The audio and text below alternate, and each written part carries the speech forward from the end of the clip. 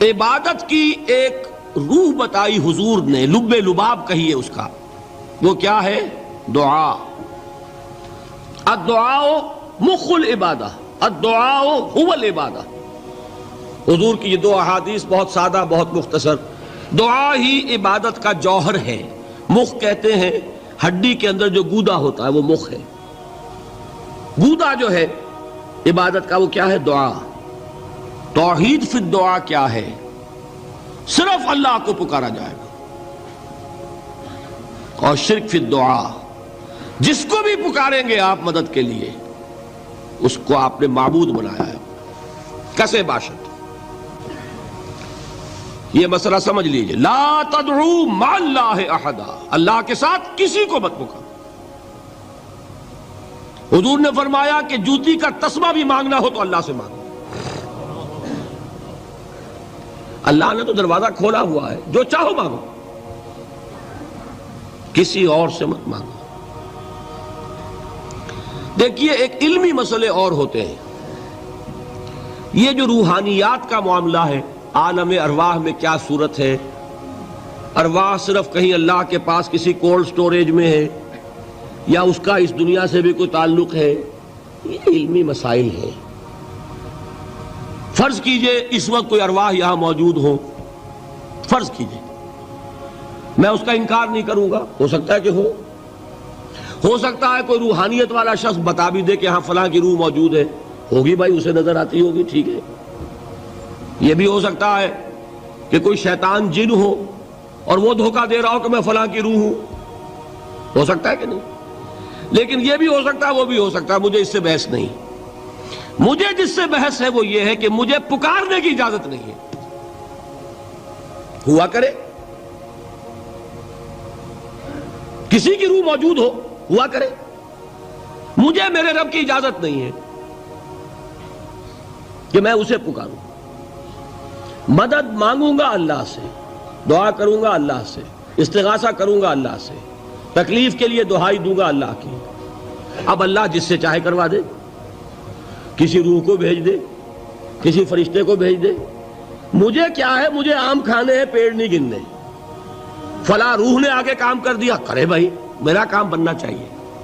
اور فرشتہ آ گیا، اس نے کام بنا دیا، کرے، مجھے کیا غرض ہے اس سے، میرا کام بننا چاہیے۔ میرا مسئلہ یہ ہے کہ مجھے پکارنا ہے صرف اللہ۔ اللہ کو اس کی بھی قدرت ہے کسی کو نہ بھیجے، نہ کسی روح کو بھیجے، نہ ملائکہ کو بھیجے، بغیر کسی کے جو چاہے کر دے۔ اللہ کا مرضی ہے، وہ چاہے کسی روح کو بھیج دے، کسی فرشتے کو بھیج دے، مجھے اس سے غرض ہی کوئی نہیں۔ مجھے تو اپنی تکلیف کا دور ہونا مطلوب ہے، اس کے لیے میں پکاروں گا۔ سمجھ رہے؟ دیکھیے میں سادہ ترین کر رہا ہوں مسئلہ، عبد القادر جیلانی کی روح یہاں ہے یا نہیں، حضور کی روح انور یہاں ہے یا نہیں، یہ تو علمی مسئلہ ہو گیا نا۔ یہ فرشتے یہاں ہیں کہ نہیں، کوئی اختلاف ہے؟ میں پکار سکتا ہوں اسے کہ بھائی ذرا میرا کام کر دینا ہے؟ یہ کروں گا تو شرک۔ موجود ہیں کرامن کاتبین ہے کہ نہیں؟ موجود ہونا نہ ہونا یہ مسئلہ علمی۔ جو اصل میں شرک سے متعلق مسئلہ ہے وہ یہ ہے کہ پکارنے کی اجازت نہیں۔ دیکھیے حضور کی ایک حدیث ہے، اور یہ ایک ہمارے لیے خوشخبری ہے۔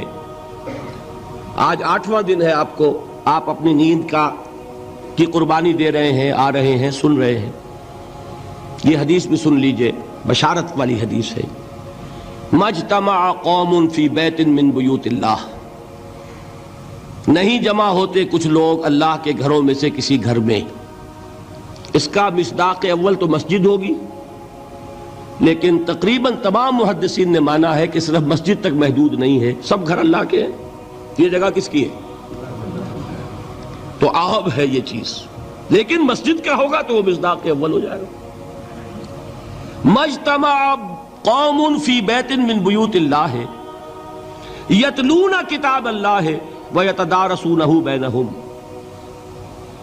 کام کیا کر رہے ہوں کہ اللہ کی کتاب پڑھ رہے ہوں، وہ سمجھ رہے ہوں، سمجھا رہے ہوں، تو کیا ہوتا ہے؟ الا نزلت علیہم السکینہ، ان پر اللہ کی طرف سے سکینت کا نزول ہوتا ہے۔ وغشیتہم الرحمہ، رحمت خداوندی انہیں ڈھانپ لیتی ہے۔ وحفتہم الملائکہ، فرشتے ان کے گرد گھیرا ڈال لیتے۔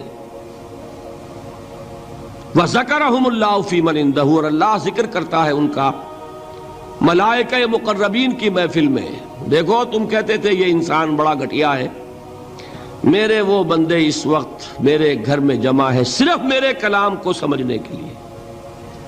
اللہ فخر کرتا ہے اس میں، ذکر کرتا ہے اللہ۔ وَيَدْعُو الْإِنسَانُ بِالشَّرِّ دُعَاءَهُ بِالْخَيْرِ، اور انسان مانگ بیٹھتا ہے شر جبکہ مانگ رہا ہوتا ہے اپنی دانش میں خیر، اس لیے کہ انسان کو معلوم نہیں کہ میرا اصل خیر کس شے میں ہے۔ اے اللہ یہ مجھے ضرور دے دے، یہ پتہ نہیں کہ اسی میں تمہارے لیے شامت ہے تمہاری۔ عَسَىٰ أَن تُحِبُّوا شَيْئًا وَهُوَ شَرٌّ لَكُمْ وَعَسَىٰ أَن تَكْرَهُوا شَيْئًا وَهُوَ خَيْرٌ لَكُمْ، ہو سکتا ہے تم کسی چیز کو ناپسند کرو ذرا حالے کہ وہ تمہارے لیے بہتر ہو، اور ہو سکتا ہے تم کسی چیز کو پسند کرو ذرا حالے کہ وہ تمہارے لیے شر ہو۔ وَاللَّهُ يَعْلَمُ وَأَنتُمْ لَا تَعْلَمُونَ، اللہ جانتا ہے تم نہیں جانتے، لہذا اللہ سے خیر مانگا کرو اس کے علم سے۔ اللہم انی استخیرک بعلمک واستقدرک بقدرتک، اصل دعا یہ تیرے علم میں جو شے میرے لیے خیر ہے پروردگار وہ عطا کر، میں تو نہیں جانتا تو جانتا۔ فإنک تعلم ولا اعلم وتقدر ولا اقدر وانت علام الغیوب، یہ دعا استخارہ کہ جو حضور نے صحابہ کو ایسے سکھائی جیسے قرآن سے۔ وَيَدْعُو الْإِنسَانُ بِالشَّرِّ دُعَاءَهُ بِالْخَيْرِ وَكَانَ الْإِنسَانُ عَجُولًا، انسان بڑا جلد باز ہے، اس جلد بازی کی وجہ سے، شارٹ سائٹڈنس کی وجہ سے وہ اپنے لیے اپنی دانش وسیلہ بنانا، اس سے کیا مراد ہے؟ یعنی اللہ تعالیٰ سے دعا کے لیے وسیلہ بنانا جائز ہے۔ وسیلے کی ایک شکل ہے کہ اللہ میں واسطہ دیتا ہوں تجھے تیرے نبی اور محبوب محمد کا صلی اللہ علیہ وسلم کہ میری یہ دعا قبول فرما لے۔ یہ کوئی شرک وغیرہ نہیں ہے۔ کیا نماز کے دوران قرآنی و مسنون دعائیں پڑھی جا سکتی ہیں؟ اصل میں نوافل میں تو آپ یہ کر سکتے ہیں، فرائض میں اگر ان چیزوں کا اضافہ کریں گے تو اس سے ہیئت کے بدلنے کا اندیشہ ہے۔ فرائض کو ان کی اسی اصل حالت میں رکھیے، البتہ نوافل میں دعائیں مانگیں۔ البتہ قرآنی دعا جو ہے وہ اگر بدلی ہوئی الفاظ کی شکل ہو جائے تو دوسری بات ہے، ورنہ وہ سجدے اور رکوع میں نہیں مانگی جا سکتی۔ رکوع اور سجدے میں قرآن مجید کی آیت نہیں پڑھی جا سکتی۔ ہاں کھڑے ہوئے آپ پڑھیں، قومے میں پڑھیں، جب آپ رکوع کے ساتھ ان کے بعد اٹھتے ہیں اس میں کریں، یا دونوں سجدوں کے درمیان بیٹھ کر کریں، تو اس میں یہ کہ قرآنی دعائیں بھی انسان پڑھ سکتا ہے۔ اگر پڑھی جا سکتی ہیں تو کہاں کہاں، یعنی سجدہ رکوع یا قیام وغیرہ میں پڑھی جا سکتی ہیں۔ میں نے عرض کیا نا کہ سجدہ اور رکوع میں نہیں، قرآنی۔ البتہ عام دعا آپ مانگ سکتے ہیں، اللہم اغفر لی ورحمنی، اللہم اغفر لی ورحمنی، آپ کیجئے، دعائیں کیجئے، سجدے میں پڑھے ہوئے جتنی چاہے دعا کریں، رکوع میں کریں۔ لیکن یہ کہ جو قرآنی دعا ہوگی ربنا آتنا فی الدنیا حسنۃ وفی الآخرۃ حسنۃ وقنا، یہ سجدے میں یا رکوع میں نہیں، یہ آپ صرف قومے میں یا دونوں سجدوں کے درمیان۔ کیا قرآنی اور مسنون دعاؤں کے علاوہ بھی نماز میں دعائیں مانگی جا سکتی ہیں؟ کیا اردو میں بھی نماز میں دعائیں مانگی جا سکتی ہیں؟ میرا یہ خیال ہے کہ اس سے اجتناب مناسب ہے۔ میں اگرچہ اس کے بارے میں کوئی حکم نہیں لگا رہا ہوں، لیکن یہ مناسب نہیں ہوگا۔ ویسے یہ ہے کہ نماز کے علاوہ آپ کو کس نے روکا ہے دعا سے؟ دعا آپ 24 گھنٹے مانگیے، ہر وقت مانگیے، لیٹے ہوئے مانگیے، بیٹھے ہوئے مانگیے، کھڑے ہوئے مانگیے، باوضو مانگیے، بے وضو مانگیے، جس طرح چاہے مانگیے۔ دعا مانگنے میں تو کوئی رکاوٹ نہیں ہے، لیکن نماز میں ذرا اسی کا اہتمام کریں۔